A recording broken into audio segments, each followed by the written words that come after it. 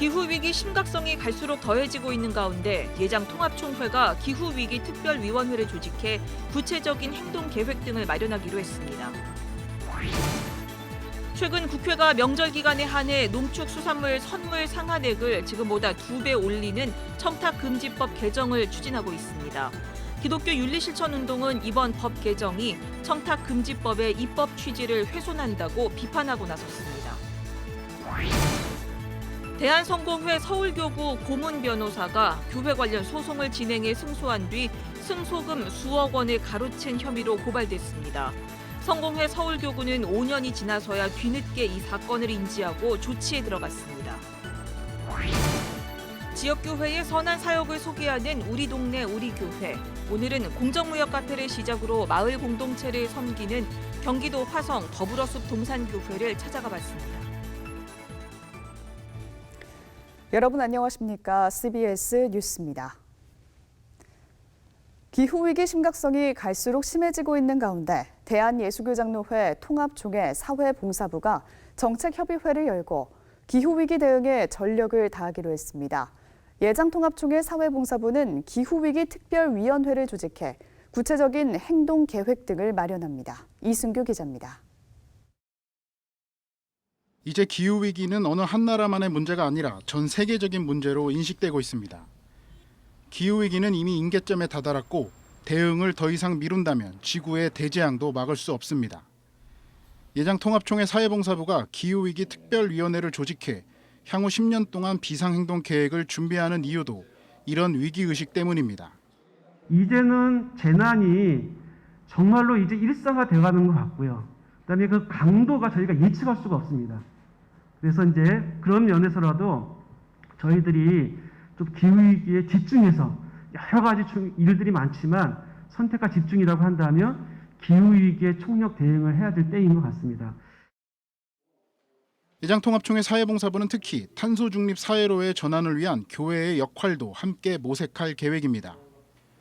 예장통합총회 사회봉사부는 이 밖에도 코로나19 팬데믹 상황 이후 또 다른 감염병 재난이 올 경우를 대비해 재난 대응 매뉴얼을 제작해 총회 산하 교회에 보급하기로 했습니다. 정책협의회에 앞서 진행한 특강 강사로 나선 이화여대 장윤재 교수는 시종일관 변화를 강조하며 생태적 회심에서부터 선교를 다시 시작해야 한다고 강조했습니다.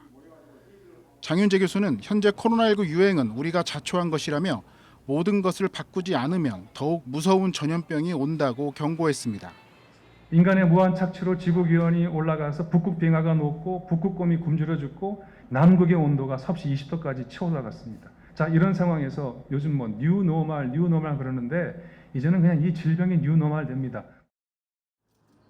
장 교수는 코로나19로 인해 모든 것이 멈춰버린 현재가 우리에게는 오히려 은혜의 시간이라고 덧붙였습니다. 장 교수는 또 하나님을 찬양하면서 속으로는 하나님께서 주신 이 지구라는 선물을 내 것인 것처럼 착각하고 있는지 정직하게 물어야 한다고 말했습니다. 장 교수는 마지막으로 환경보전과 기후위기에 대응하지 않는 그리스도인은 사실상 무신론자라고 말했습니다. CBS 뉴스 이승규입니다. 최근 국회가 명절 기간에 한해 농축수산물 선물 상한액을 지금보다 2배 올리는 청탁금지법 개정을 추진하고 있습니다. 이에 대해 기독교 윤리실천운동은 농축수산업계의 어려움을 해소하기 위해선 별도의 대책을 마련해야 한다며 법 개정은 청탁금지법의 입법 취지를 훼손한다고 비판했습니다. 오요셉 기자입니다. 국회 정무위원회는 지난달 29일 명절 기간 농수산물과 농수산 가공품의 선물 가능 금액 범위를 현행 10만 원에서 20만 원으로 늘리는 청탁금지법 개정안을 의결했습니다. 정무위는 이번 개정안이 코로나19 확산 등으로 심화된 농어민의 어려움을 극복하는 데 도움을 주기 위해서라고 설명했습니다. 앞서 코로나19가 확산하던 지난해 추석과 올해 설 두 차례 농축수산물 선물 가액 한도가 20만 원까지 임시 상향된 바 있는데 매번 논의를 거쳐 한시적으로 시행령을 개정하는 데 비판이 일자 아예 법을 개정하겠다는 겁니다. 하지만 이 같은 법 개정은 청탁금지법의 입법 취지를 훼손한다는 비판이 나오고 있습니다. 기독교 윤리실천운동은 입장문을 내고 코로나19로 농축수산업계가 많은 어려움을 겪고 있기에 개정안의 취지는 이해하겠지만 그럼에도 불구하고 이번 개정안은 코로나19라는 특수 상황의 예외적 조치가 원칙이 돼버리는 것이라고 비판했습니다. 특히 청탁금지법은 우리 사회를 투명 사회로 만들고 공직자와 공공기관에 대한 신뢰를 확보하기 위한 중요한 발걸음이라며 이번 개정이 선례가 되면 향후 비슷한 방식으로 가액 범위를 상향하거나 예외를 인정해달라는 요구가 이어질 수 있다고 우려했습니다. 청탁금지법, 이게 아무것도 아닌 것 같아도 굉장히 우리 공직 문화에, 공직 그 사회 문화를 바꾸는 데 기여를 했다 이렇게 봅니다.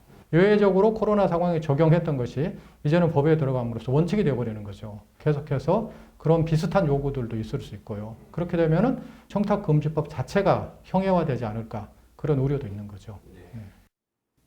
기훈실은 정부는 농축수산업계의 어려움을 해소하기 위한 충분한 대책을 마련해야 한다며 청탁금지법 개정에 대해서는 최대한 신중하게 접근하고 청탁금지법의 입법 취지가 훼손되거나 실효성이 약화돼서는 안 된다고 강조했습니다. 한편 청탁금지법 개정안은 법사위를 통과해 현재 국회 본회의만을 남겨두고 있습니다. CBS 뉴스 오요셉입니다. 대한성공회 서울교구 고문 변호사가 교회 관련 소송을 진행해 승소한 뒤 승소금 수억 원을 가로챈 혐의로 고발당했습니다. 대한성공회 서울교구는 5년이 지나서야 뒤늦게 이 사건을 인지하고 조치에 들어갔습니다. 송주열 기자입니다. 서울 송파구 A교회. 이 교회는 과거 한 신자로부터 기부받은 토지에 대한 양도소득세가 과다하게 추징되자 세무당국을 상대로 소송을 벌였습니다. 이후 지난 2015년 소송에서 승소해 4억 원에 가까운 돈을 돌려받았습니다. 대한성공회 서울교구 소속 A교회는 교구 고문 변호사인 서모 씨를 소송 대리인으로 소송을 진행했습니다.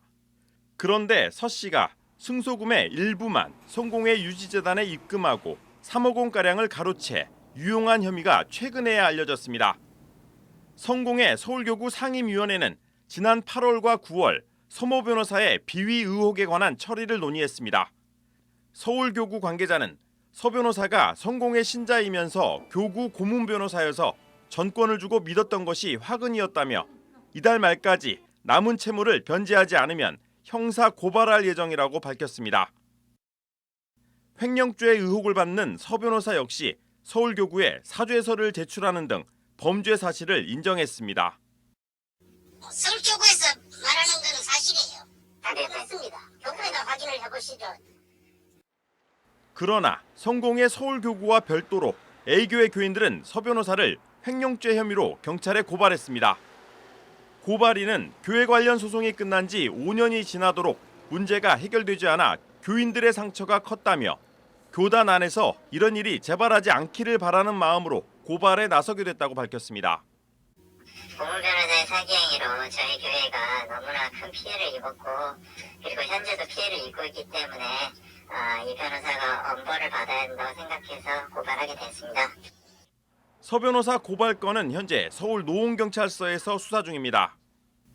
직무 내외를 막론하고 변호사로서 품위 수상하는 행위를 했을 때는 이제 징계 사유에 해당한다고 정해져 있어가지고 아마 그 품위 유지 의무 위반으로 아마 기율을 할 것 같습니다. 교구 고문 변호사가 소속 교회 소송 승소금을 가로채는 어처구니 없는 일이 발생하면서 교단 안에서는 전문성 있는 자산 관리가 필요하다는 목소리가 높습니다. CBS 뉴스 송결입니다. 한국 YWCA가 제20대 대통령 선거를 앞두고 정책 의제를 선정해 주요 정당 대선 후보자들에게 제안했다고 밝혔습니다. YWCA는 전국 52개 지역 YWCA의 의견을 수렴해 탈핵 기후와 평화 통일, 성평등, 청년 등 모두 4개 부문에서 13개 영역, 69개의 정책 의제를 선정했습니다. YWCA는 대선 후보자들에게 보낸 정책 제안 공개 질의서를 오는 14일까지 수령해 향후 유권자 운동에 활용할 예정이라고 전했습니다. 지역교회의 선한 사역을 소개하는 우리 동네 우리 교회 시간입니다. 오늘 소개할 교회는 마을 공동체를 섬기는 공정무역 카페를 시작으로 교회가 위치한 화성시와 함께 공정한 세상을 만들어가고 있는데요. 더불어 숲동산 교회를 최종호 기자가 다녀왔습니다. 경기도 화성시에서 공정무역 카페로 잘 알려진 더불어숲 동산교회. 교회 안으로 들어가면 예배당에 앞서 100평 정도의 확 트인 공간에 5천여 권의 책들이 꽂혀 있는 아늑한 분위기와 마주합니다. 더불어숲 페어라이프 센터. 지난 2010년 1월 더불어숲 동산교회가 경기도 화성시 봉담읍으로 들어오면서 세워진 마을 만들기 NGO입니다. 저희는 기본적으로 복음의 공공성을 실천하기 위해서 마을을 섬기는 교회가 되어야 한다라고 하는 정체성과 비전을 가지고 저희가 개척부터 페어라이프 센터라는 마을 만들기 NGO를 만들었어요. 더불어숲 동산교회 페어라이프 센터는 공정무역 카페를 비롯해 마을 서재, 작은 도서관, 공정무역 교실 등 다양한 공간들이 모여 있습니다. 이 공간들은 주일엔 교회 성도들을 위한 예배 장소로 평일과 주말엔 마을 공동체의 생활터전으로 쓰여지고 있습니다. 공정무역 카페 맑은샘은 동아리에 카페가 많이 없었던 시절부터 마을 주민들의 만남의 장소로 인기를 누리고 있습니다. 이도영 담임 목사가 공정무역 카페를 시작하게 된 배경은 하나님 나라의 가치 실현입니다. 그 제3의 공간의 역할을 하면서 동시에 하나님 나라 가치를 어떻게 실현할 것인가. 그래서 그냥 카페가 아니라 세상에 뿌리를 내리면서 동시에 하나님 나라 가치를 실현하는 카페가 돼야 된다. 그러려면 일반 카페가 아닌 공정무역 카페를 해야 한다라고 생각을 했고, 카페를 찾은 주민들도 공정무역이 무엇인지를 알아가고 있습니다. 공정무역을 알아가면서 제품들을 사가시고 물어보시고 저는 또 설명을 해주고 또 뭐 이렇게 좋은 것들을 이렇게 여기가 저희가 공정무역이다 보니까 어려운 이웃들에게 또 이거를 사감으로 인해서 도움이 되는 일도. 카페로 시작한 공정무역은 공유 냉장고와 그릇 도서관으로 확대되고 있습니다. 지난해 특별 헌금 중에 일부 금액으로 구입한 공유 냉장고. 냉장고의 청결 유지죠. 그리고 음식을 들여놓으면 가져가실 분들 가져가시고 남은 거 기한을 유통기한 이런 거 다 있잖아요. 음식들이 기본. 음식을 해놓으면 2, 3일 지나면 거의 다 없어지거든요. 다 가져가세요, 대부분. 그릇 도서관 정식 오픈을 위한 준비 모임이 열리고 있습니다. 그동안 마을 행사 때 주민들이 그릇을 사용하기도 했지만 더 많은 그릇들을 빌려주기 위해서입니다. 봉담 저희 마을 주민들한테 조금 더 정식적으로 그리고 조금 더 넓게 체계를 좀 갖춰서 공유하면 좋겠다라는 마음이 이제 들어서 그릇 도서관이라는 이름을 붙여서 이제 정식적으로 운영을 하게 되었습니다. 실제 그릇 도서관은 그릇이 많지 않은 청년들에게 인기입니다. 그래서 그런 청년들 상견례할 때 저희 티파 세트하고 접시들을 빌려가서 본인들 공간에서 상견례를 진행을 하기도 하고, 그리고 얼마 전에는 좀 이렇게 그 은혜 입은 감사한 분이 회갑이 되셨는데 좀 대접하고 싶으시다고 그릇이랑 등 이렇게 세트를 빌려가셔가지고 회갑 잔치를 하시기도 하고 하셨거든요. 이처럼 마을 공동체를 우선으로 섬기는 더불어숲 동산교회가 가장 활성화시킨 공정무역 사역은 공정무역 포트나잇입니다. 근데 유럽 같은 경우는 1년에 한 2주 정도 그런 캠페인을 도시 전체가 움직이는 캠페인을 해요. 그걸 저희가 처음으로 이 경기도 전체에서 했어요. 그래서 경기도 10개 도시가 동시에 2주 동안 공정무역 포트나잇을 했는데 그것을 저희가 이제 기획하고 저희가 주도해서 그게 아마 저희가 했던 일들 중에는 가장 활성화된 그런 사역이라고 볼 수가 있습니다. 그 결과 더불어숲 동산교회는 국제공정무역마을위원회로부터 한국의 최초 공정무역 커뮤니티 인증을 받았습니다. 그냥 공정무역 한 시민 단체가 하는 운동이 아니라 이제는 아예 마을 단위, 도시 단위로 하는 운동이 됐어요. 그래서 굉장히 중요한 운동, 전 세계 운동인데 그 중에 특히 이제 한국에는 공정무역 커뮤니티 인증을 해주는 게 있습니다. 그 마을위원회에서. 근데 저희가 한국에서는 최초로 제1호 공정무역 커뮤니티로 인증을 받았죠. 그래서. 이렇게 시작한 더불어숲 동산교회 공정무역은 시민사회가 함께 만들어가는 공정무역 마을이 됐고 화성시의 지속 가능한 의제로 더 나아가서는 화성시를 경기도 최초의 공정무역도시로 인증받게 한 초석이 됐습니다. CBS 뉴스 최종우입니다.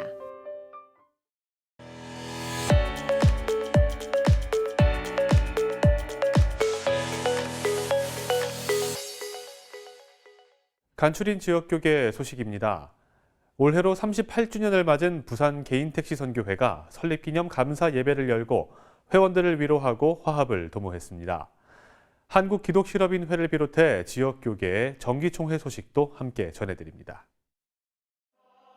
부산 개인택시선교회가 38주년 설립기념 감사 예배를 열고 회원들의 노고를 치하하는 시간을 가졌습니다.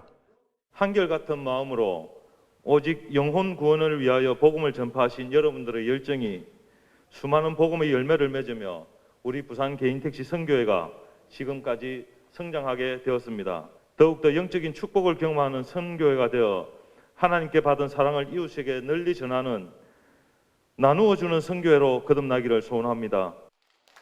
부산 개인택시 선교회는 감사 예배와 함께 감사패 전달과 시상식을 갖고 회원들을 격려했습니다. 사단법인 한국기독실업인회 CBMC 전남동부연합회가 정기총회와 연합회장 이취임식을 열고 여수성광교회 배효섭 집사를 신임회장으로 추대했습니다. 배효섭 회장은 취임사에서 밭을 갈고 성벽을 수축하는 심정으로 임하겠다며 연합회를 성장시키겠다는 포부를 밝혔습니다. 저희들은 일터교회 성경적 경영을 통한 부흥을 꿈꾸고 있습니다. 그래서 올 한 해 최선을 다해서 열심히 일할 것이고 일 맡은 자의 기쁨을 누리는 저희들 될 수 있도록 노력하겠습니다. 원주경찰서 교경협의회의 2021 정기총회에선 문막 궁촌침례교회 오정세 목사가 신임회장으로 선출됐습니다. 여러 교회와 목사님들, 성도님들이 마음과 뜻과 정성을 다해서 지금 코로나19 때문에 힘들어하는 또 어렵고 힘든 상황 속에서도 열심을 내주시는 우리 경찰 관계자분들을 섬겨드리고자 노력을 하도록 하겠습니다. 여수시 교회연합회도 22회 정기총회를 열고 여수 충무동교회 강옥길 목사를 신임회장으로 세웠습니다. 신임회장으로 추대된 강옥길 목사는 어려운 시기지만 교회연합과 복음화에 최선을 다하겠다고 밝혔습니다. 어려운 때에 우리 지역사회에 하나님의 구원과 위로와 소망을 줄 수 있는 귀한 연합 행사들 또 여러 가지로 지역을 살피고 어려운 이들을 돌보아주는 그러한 일들을 계속 힘써 가고자 합니다. 신임 회장으로 취임한 강옥길 목사는 여수시 기독교 청년합회 회장도 겸임하게 됩니다. 내일은 전국에 구름이 많겠고 낮까지 곳곳에 안개가 끼는 곳이 있겠습니다. 기온은 평년보다 높아 포근하겠습니다. 내일 아침 최저 기온은 영하 4도에서 영상 8도, 낮 최고 기온은 8도에서 17도로 일교차가 매우 크겠습니다. 이상으로 뉴스를 마칩니다. 함께해 주신 여러분 고맙습니다.